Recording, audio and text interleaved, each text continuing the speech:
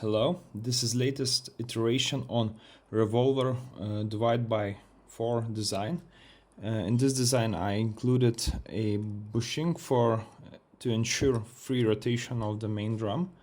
Also, according to community's suggestions, it has 8-hole design. Also added a 3-degree tilt, so drop off of a marble is quite small. Mechanism itself works quite well. Also included clamping holes for PMMA pipes. Holes aren't straight and they enlarge in diameter starting from the exit from revolver. The mechanism itself works quite well.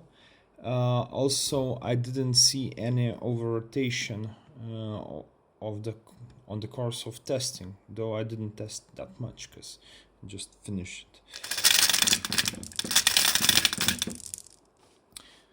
You can see the drop-off is so small that marbles can stay there, but any additional vibration tends to ensure that marbles exit the design. Thank you for watching.